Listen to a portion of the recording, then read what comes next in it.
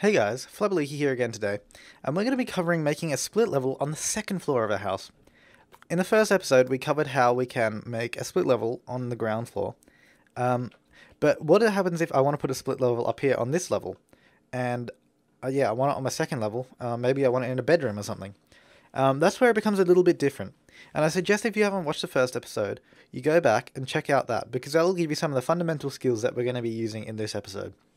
So the first thing we're going to do, we're just going to grab our floor tile, and we're actually just going to put it across here, just to cover it up so we can get a cleaner view of what we're doing. Now we're going to go grab the wall tool, I'm just going to build a level on top of this, just like that, just a level, and go above that, and we want to place floors on this one as well. Now this is where the magic starts to happen. We need to open up the cheat window again with Control Shift and C, and type in constrain, floor, elevation, false. This will allow us to change the wall height and play around with the sizes and the shape of it. So we're actually going to go into our stair tool this time. Instead of using our foundation tool, which isn't going to work because you can only place foundations on terrain, that's not going to work to try and get that wall down lower. So what we do is we actually use a stair tool. Oh, I've got massive stairs though, let's just turn those down. So a funny thing happens when you have constrained floor elevation on and you put it on a floor. It only places one stair, and it actually lowers the floor. If yours does something like this, where when you place a stair, it doesn't actually lower the floor, if you just get the eyedropper tool, it actually just bumps it down like that. So you want to place 3 of them in a row like this, so the first one going down, and then the second one coming from the first one, and so forth, in this kind of pattern here. Now, we're going to go back to the leveling tool, and we're going to level it out from the very bottom here. From this bottom square, we're going to drag it across to all the corners of the floor here. And now you can see we've actually lowered this floor down to the same height as the foundation. That's how tall our foundation is. And that's exactly what we want. So we're going to delete these stairs now because we don't need them anymore. And now what we can do is actually just build a wall on top of this. And we've essentially finished our split leveling. If we just remove some of the floor tiles here, we can see that we've got a split level much like we did on the floor below. What we're going to do now is actually we're going to grab the wall just like we did in the first one and drag it across here.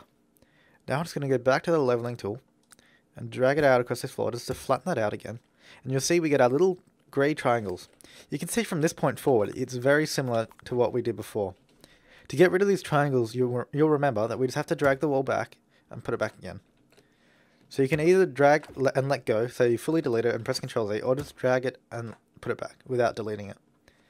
So now you can see we've actually got our split level already. So that is essentially done.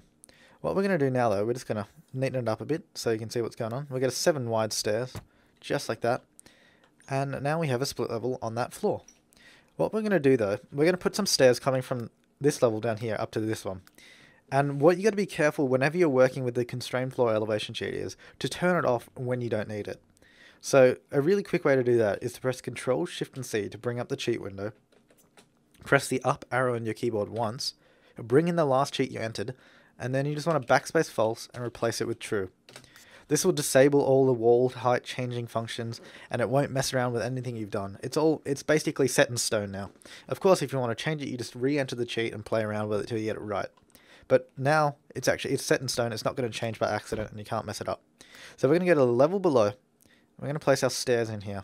I'm just going to place them in the back here. And now you can see our stairs are coming up to this floor, and it's completely accessible. So our sim will be able to come in this door, walk up these stairs, go up these stairs, and then go up these smaller stairs here as well. There's a lot of stairs, but it makes for a pretty cool effect. So, a final note before I leave you. With split leveling, what you got to note is, even though to us this is only 2 stories, this is the first story, this is the second, it's actually 4 stories, including the ground floor. So this is the first, this is the second, this is the third, this is the fourth. And this will be the last level you can build on here. So this is our 5th level now, and we can't build above 5 levels. So that's something you got to note when you're working with split levels. It uses up a lot of the levels and actually restricts the height you can go to. But usually that's not an issue because what you're doing is just going to be a house. It's not going to be some sort of skyscraping castle. So that's alright, and that shouldn't really be an issue for you. And another thing to note is it's the same situation with the windows. as in the first episode, if you haven't seen it, the way we place the windows is exactly going to be the same. You can see that if I try to put it there, it's gonna make that whole situation where it kind of cuts the window and it doesn't see through it. But of course, if you just place it on the upper floor, it's fine. And if you place on the lower floor, you're going to have to do the same technique we did before, which is actually to remove the wall and put the window in. But what you got to remember, if I can place the frickin' window in there, there we go. What you got to remember is we've actually turned off the cheat now. So our technique of removing the walls and placing them back is not going to work because we've turned off the cheat that allows us to change wall height. So we just want to open up the cheat window and we're going to turn the cheat back on by changing true to false. And we just put our wall in there like that, and you can see now the cheat is back on and it's allowing us to edit the wall height.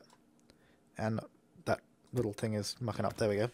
So then we're going to go grab the leveling tool again, go up to the very top floor and level that out.